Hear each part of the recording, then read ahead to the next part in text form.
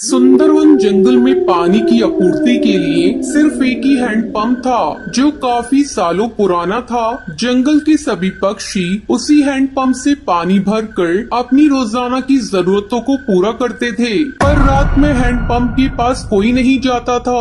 रात में हैंडपंप से भूतिया टूनी चिड़िया की आत्मा और उसका पति टुन्नू बाहर निकलकर बातें करते थे। अरे सुंदरी बबली, पानी नहीं भरना है क्या? चलो जल्दी से हैंडपंप के पास आओ। ये चालाक जंगल वाले इतनी आसानी से बाहर नहीं निकलेंगे, हमें दूसरा पैतरा आजमाना होगा। बबली ओ बबली, अरे पानी नहीं भरना क्या? भूतिया टूनी चिड़िया की आवाज जब बबली को सुनाई देती है, लगता है सुंदरी आवाज लगा रही है। जल्दी से उठकर मुझे पानी भरना होगा वरना हैंडपंप पर लंबी चौड़ी लाइन लग जाएगी। बबली बिना समय देखे बाल्टी उठाकर हैंडपंप के पास आकर कहती है, लगता है सुबह होने में समय है। खैर अब आ ही गई हूँ तो हैंडपंप से पानी भर लेती हूँ। बबली जैसे ही हैंडपंप को चलाती है उसमें से पानी की जगह खून निकलने लगता है। तभी भूतिया टूनी चिड़िया और उसका पति बंटी कबूतर हैंडपंप से बाहर निकलते हैं। हमें इस बबली को सबक सिखाना होगा। इसके खून से हम हैंडपंप को धोएंगे।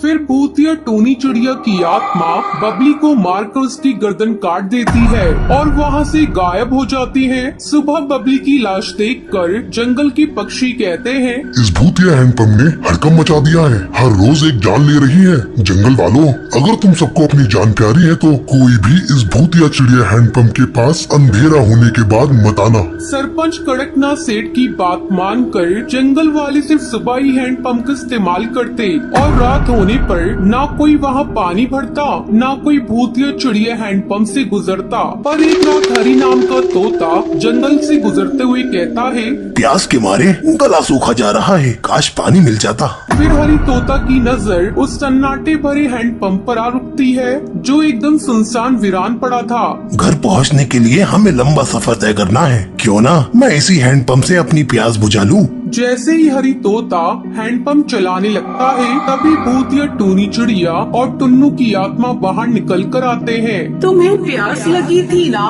मैं तुम्हारे लिए हैंडपंप चला देती हूँ। इस हैंडपंप का पानी एकदम ठंडा और मीठा है, पियो ना पियो।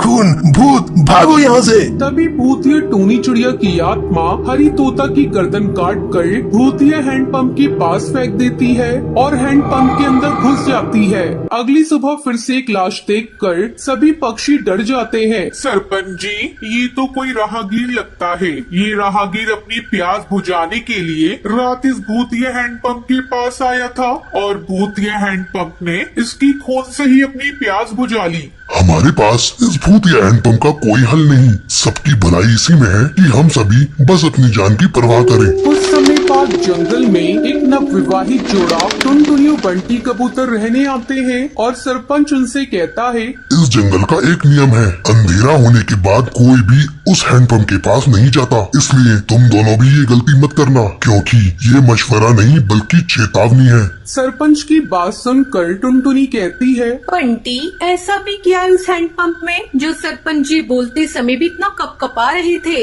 आधी रात में भूतिया चिड़िया हैंडपंप जोर जोर से आवाज निकालते हुए चलने लगता है और बंटी कहता है, इतनी रात जोर जोर से हैंडपंप चलाकर कौन पानी भर रहा है? बंटी जैसे ही हैंडपंप के पास आता है भूतिया टूनी चिड़िया और टुन्नू की आत्मा हैंडपंप से बाहर आकर निकलकर कहती है, तो तुम अपनी मौत की आवाज सुनकर आ ही गए। ये भूतिया चिड़िया का हैंडपंप है जिस पर हमारा कब्जा है।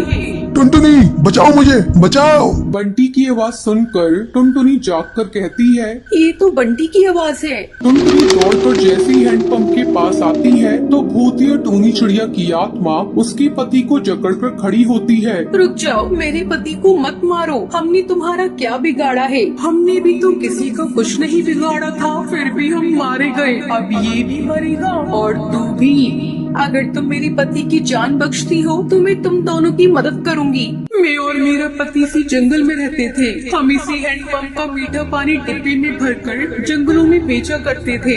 टूनी, हमारे हैंडपंप के मीठे पानी के कारण अच्छी कमाई हो रही है, तो क्यों ना हम इस हैंडपंप के पानी को बिस्लरी बोतल में भरकर स्टेशन के यात्रियों और ट्रेनों में बेचें। हम दोनों ने बोतलों में पानी भरकर बेचना शुरू किया। कुछ ही दिनों में हम लोग काफी अमीर हो गए, जिसे देखकर जंगल वाले और कड़कनाथ हमसे चलकर कहने लगे, ये हैंडपंप जंगल की जरूरत के लिए लगा हुआ है, तुम्हारी कमाई के जरिए के लिए नहीं। पूरे जंगल के पानी तो तुम दोनों पति पत्नी भर लेते हो। पर कड़कनाथ सेठ, इससे धरती का पानी घट तो नहीं जाता।